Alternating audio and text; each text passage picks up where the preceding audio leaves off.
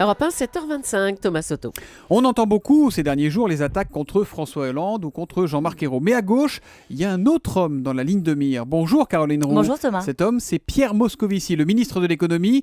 Vous avez eu du monde en ligne, y compris au gouvernement. Eh bien, Moscou n'a vraiment pas que des amis en ce moment. Il est toujours un peu ailleurs. Voilà ce qu'on me dit, non pas sur les bancs de la droite, mais c'est un ami de Pierre Moscovici, en tout cas un ministre qui travaille au quotidien avec lui à Bercy. En fait, dès qu'on tend un peu l'oreille au gouvernement, il y a toujours un moment où à gauche, on vient à parler du cas Moscou.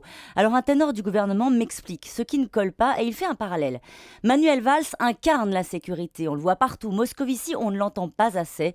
Il manque d'engagement. Alors du coup, on est faible sur l'économie. Alors ce qu'on lui reproche, c'est aussi l'absence d'anticipation, de coordination. Un ministre me raconte comment le président a appris que Bercy prévoyait, tenez-vous bien, une taxation sur l'épargne des Français. Il y a 10 jours par une dépêche AFP. Ah, quand même. Alors qu'il était en déplacement, naturellement, il était furieux. En réalité, le ministre de l'économie concentre les critiques depuis qu'il a lâché sa petite phrase sur le ras-le-bol fiscal qui a rassemblé toutes les colères en une seule contre l'impôt. C'est considéré à l'Élysée comme une faute lourde. Ça a été le premier à prononcer ce terme de ras-le-bol fiscal, Pierre Moscovici. Bon, il doit avoir les oreilles qui sifflent en ce moment. C'est finalement assez courant en politique, Oui, Caroline. arrive. Mais peut-on dire que ça le fragilise vraiment, Moscovici? Alors vous savez, il est fait du même bois que François Hollande. Il encaisse. Inoxydable. C'est ça, il n'est pas du genre à rendre coup pour coup. Ses amis estiment que Pierre Moscovici est tout simplement victime d'une opération de déstabilisation. Pour eux, ce n'est pas un hasard si on le retrouve une cible entre les deux yeux dès qu'on reparle de remaniement. Son ministère, vous le savez naturellement, est convoité.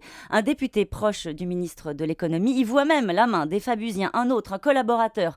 Sans lui arriver une offensive de la gauche du PS, c'est-à-dire de tous ceux qui trouvent Pierre Moscovici trop social-démocrate, trop proche des patrons. Et trop ministre de l'économie, un poste qu'ils aimeraient bien occuper eux aussi. C'est quoi son avenir à Pierre Moscovici? Est-ce qu'il va rester? Est-ce que François Hollande a encore besoin de lui aujourd'hui? Oui, parce que tout le monde va rester, comme je vous le disais il y a quelques jours, jusqu'à la fin de la séquence électorale. Et il est fidèle à Hollande, loyal, mais sans doute plus à l'aise pour dealer à Bruxelles que pour tenir en patron la boutique de Bercy.